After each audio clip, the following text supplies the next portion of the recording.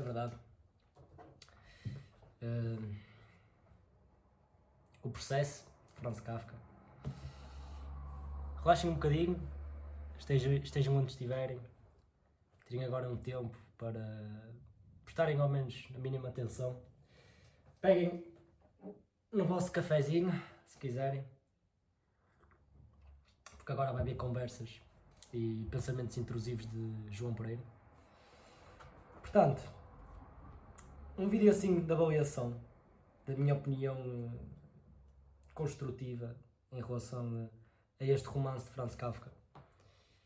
Epá, eu ainda estou a digerir praticamente tudo o que acabei de ler, porque tipo também há bocadinho, ainda hoje de manhã, foi das primeiras coisas que fiz depois de acordar, obviamente. Né? Primeiro tenho de acordar para encarar o dia, não é? Passar água na cara, olhar para mim no espelho. Porque depois de ter lido isto, agora olhar para o espelho parece que tem agora um dinamismo diferente. Parece que... E isto é engraçado, o facto de uma simples leitura, uma simples obra, um simples livro pode mudar a nossa percepção da realidade, não é?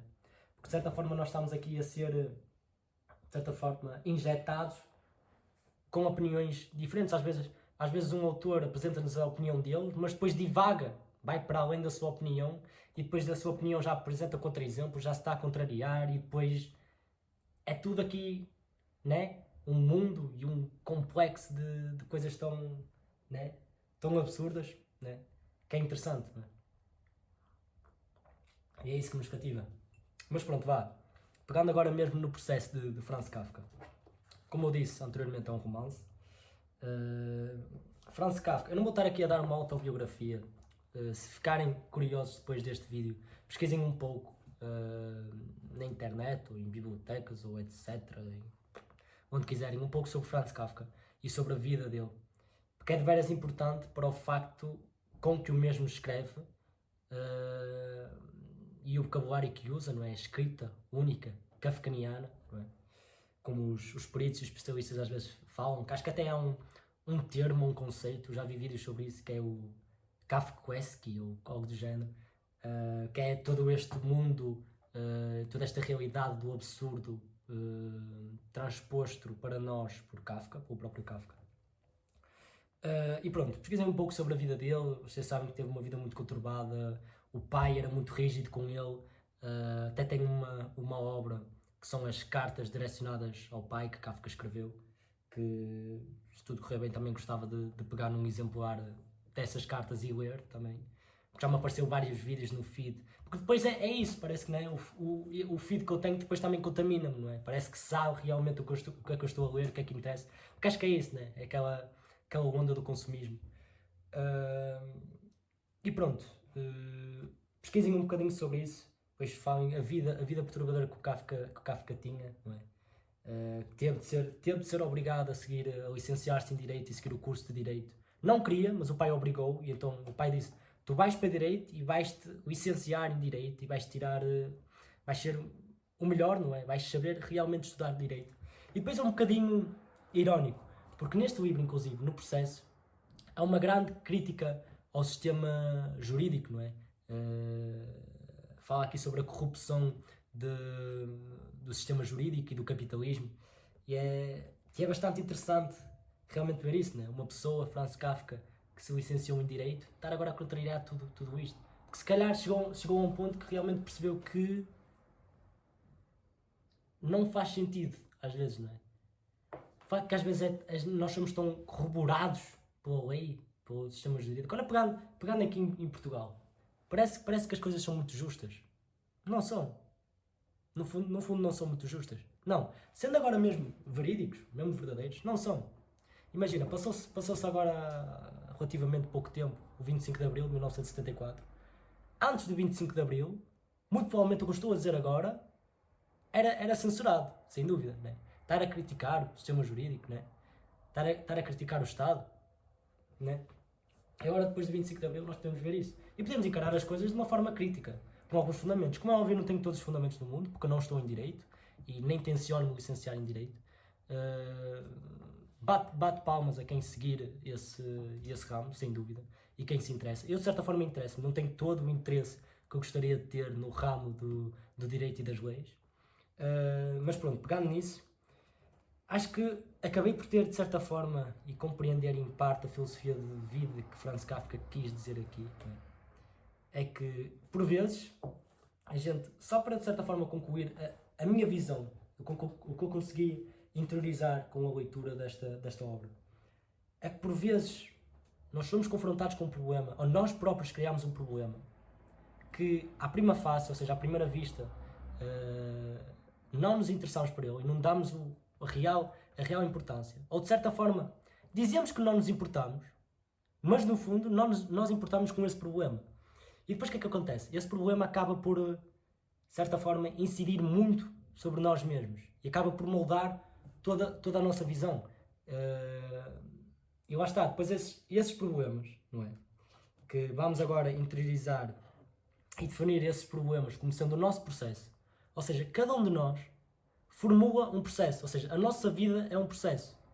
E nós damos a relativa importância dependendo ou não desse processo. Cada uns podem dar mais importância num processo e outros podem nem sequer querer saber. E é-nos apresentado então aqui a personagem principal, que é Joseph K., que é num dia, subitamente, sem mais nem menos, é preso dentro de sua própria casa, sem saber os reais motivos, sem saber porquê. E portanto, é aqui formulado um processo à volta dele, sem ele saber o porquê.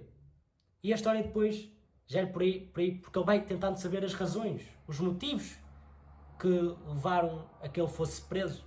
E se realmente ele está preso. Porque depois tem muito desta jogada, não é? Dele estar preso, mas ao mesmo tempo não estar preso. Ser uma prisão mental, não ser mesmo uma prisão no sentido literal de estar-se preso. Ou seja, de certa forma aqui o personagem está preso, mas está livre. Tem uma liberdade mesmo estando preso. E isso faz-nos pensar, porque se nós formos a ver, nós até podemos, a nossa vida até pode ser muito simples. E no fundo a vida é simples. A sociedade, as normas e os valores da sociedade é que a tornam complexa, se formos a ver. E até toda a nossa vida, né, como eu estava a dizer, pode ser simples, não é? E todo o nosso processo pode ser simples, mas a gente tende depois a torná-lo complexo, não é? Porque a gente quer saber. E é esta coisa de...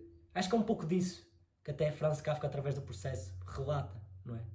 Que é, nós tentamos encontrar um sentido. Se formos a pegar aqui e juntarmos o processo como sendo a nossa vida, ou seja, a nossa vida sendo um processo, nós procuramos sempre entender o porquê desse processo, ou seja, arranjar um sentido para a vida. E não há um sentido para a vida, se formos a ver, não há um sentido para a vida. Nós podemos dar afazeres para a nossa vida, ou seja, eu posso querer direcionar a minha vida para aquilo, por exemplo.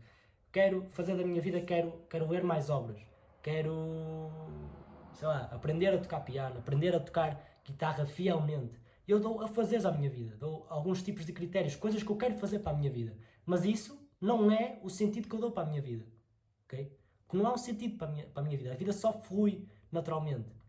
E é isso que tem aqui, não é?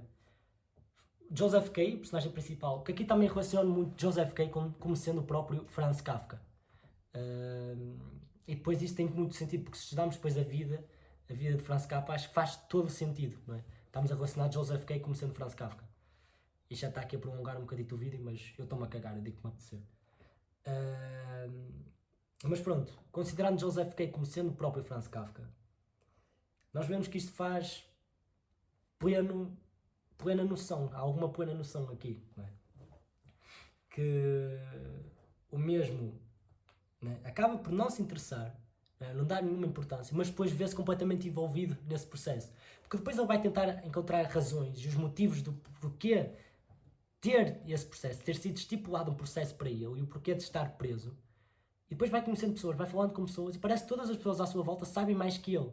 Ou seja, isto é aqui um bocadito irónico também, sarcástico, né? Vamos a pegar. Não há um sentido para a nossa vida. Mas vocês já não se aperceberam que todas as pessoas ao vosso redor tentam dar um sentido para a vossa vida? Sendo que a vida é de cada um, é algo individual, é algo próprio. Nós podemos tentar encontrar uma definição para a nossa vida. Nunca chegaremos lá. que chegaremos lá. Eu adianto já isso para vocês. Vocês estão a tentar encontrar um sentido para a vida. Eu falo isto também para mim mesmo. Não vamos chegar lá. Não vamos, nitidamente, mas nem vamos chegar lá perto. Vamos estar muito longe. Não vamos encontrar um sentido para a vida. E é isso. Se vocês forem a ver, isto também é um pouco o que fala aqui, não é? Porque todas as pessoas ao redor de Joseph K. parecem saber mais sobre o processo dele do que ele próprio, que é um processo que incide sobre ele. Ou seja, eu tenho a minha vida, mas parece que as pessoas à volta sabem mais da minha vida do que eu mesmo, que a vivo, e a experiencio, e a vivencio. Não é isto um bocadinho irónico?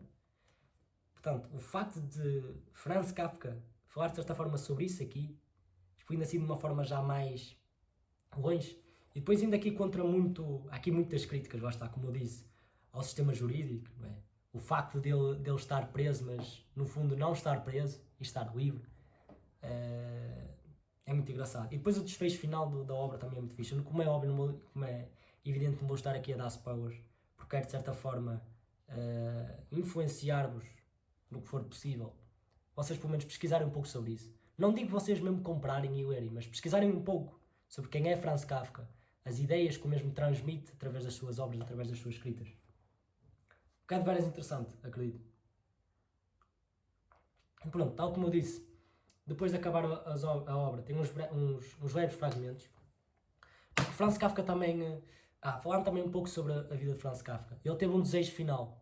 Porque Franz Kafka acho que morreu aos 30 e tal anos, se não estou enganado. Morreu de tuberculose, que era uma doença que afetava muito naquela altura.